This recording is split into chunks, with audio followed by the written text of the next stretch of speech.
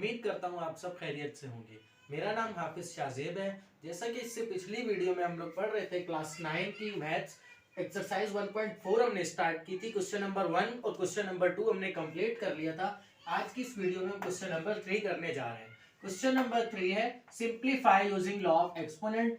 Question number 2 भी यही था, simplify using law of exponent. Question number 2 में हमने किया था अगर तो दो बेसिस सेम बेसिस हो, मतलब जैसे 2 है, 2 का स्क्वायर मल्टीप्लाई बाय 2 का क्यूब।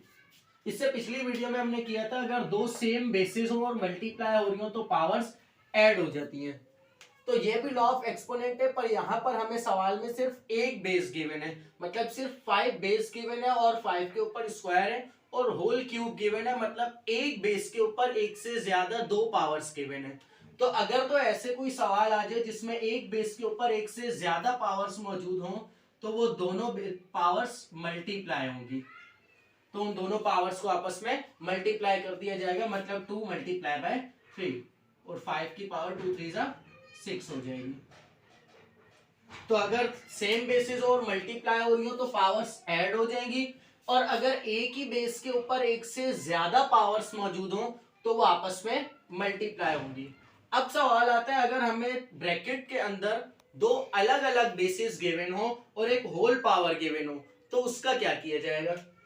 तो पहले इसको सिंप्लीफाई कर लेते हैं। इस बेस के ऊपर पहले से एक पावर मौजूद है, तो 3 का क्यूब, तो 3 का क्यूब मतलब 3 मल्टीप्लाई बाय 3 मल्टीप्लाई बाय 3, 3 3 जा 9, 9 3 जा 27, तो ये आ गया -27 और फिर 4 का स्क्वायर तो 16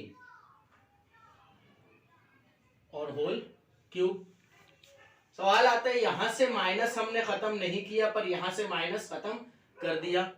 यहां पर माइनस इसलिए नहीं खत्म हुआ क्योंकि पावर थी क्यूब, मतलब 3 माइनस थे, तो माइनस माइनस प्लस और प्लस माइनस माइनस, इसलिए यहां पर माइनस लगा। और यहां पर थी स्क्वायर तो मतलब 2 थे तो माइनस माइनस प्लस हो गई।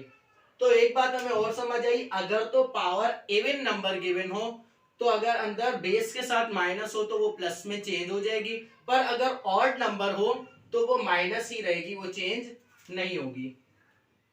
इसके बाद ये होल पावर है तो मतलब अंदर वाले दोनों नंबर्स के साथ है, तो मतलब -27 की पावर भी 3 और 16 की पावर भी 3 लग जाएगी। तो अगर होल पावर गिवन हो तो वो अंदर वाली दोनों बेसिस पर लगेगी। अगर यहाँ पर 3 हो, 4 बेसिस हो या 5 हो, जितनी भी बेसिस हमें गिवन होगी वो होल पावर उन सब के ऊपर अलग से लगेगी। तो अगर एक बेस हो तो मल्टीप्लाई होंगी, पर अगर दो बेसिस हो अलग अलग तो उन पे अलग अलग दोनों पर वो पावर लगेगी। अब यहाँ पर एक और एग्जांपल ले लेते हैं। यहाँ पर हमें देखा जाए तो ये तीनों बेसिस सेम है, तीनों बेसिस के ऊपर कोई ना कोई पावर मौजूद है और एक होल पावर भी मौजूद है।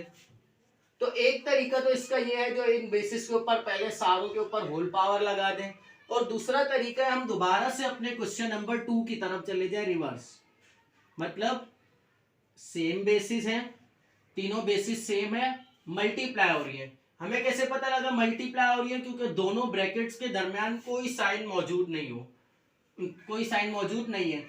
कभी भी ऐसा हो दो ब्रैकेट्स के दरमियान साइन मौजूद ना हो या दो अल्फाबेट्स के दरमियान कोई साइन मौजूद ना हो तो वो हमेशा मल्टीप्लाई होते हैं। तो ये तीनों सेम बेसिस हैं और मल्टीप्लाई हो रही है, तो इन तीनों की पावर्स ऐड हो जाएंगी, तो 2 + 3 + 4 और होल पावर स्क्वायर सेम आ जाएगा। अब ये तीनों पावर्स ऐड हो जाएगी, मतलब 0.1 पावर 2 + 3 5, 5 + 4 9 और होल पावर स्क्वायर।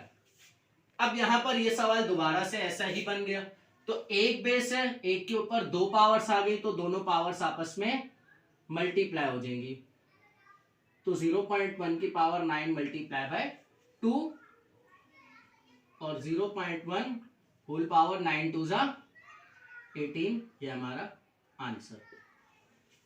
तो आज की इस वीडियो में हमने 3 बातें पढ़ी। एक, अगर एक बेस गिवन हो और उसके ऊपर एक से ज्यादा पावर्स मौजूद हो तो वो आपस में मल्टीप्लाई होंगी। दूसरा, दो ऐसी बेसिस गिवन हो जो सेम ना हो और उनके ऊपर एक होल पावर गिवन हो, मतलब जो अंदर वाले दोनों नंबर्स पे वो होल पावर ऐसी हो तो वो अंदर वाले दोनों नंबर्स के ऊपर लगेगी।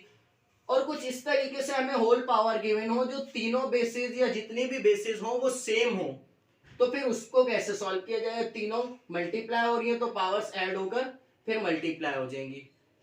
तो आज हमने ये 3 बातें सीखी। उम्मीद करता हूं आप सब लोगों को ये समझ आ गई होगी। बहुत बहुत शुक्रिया। अल्लाह हाफिज।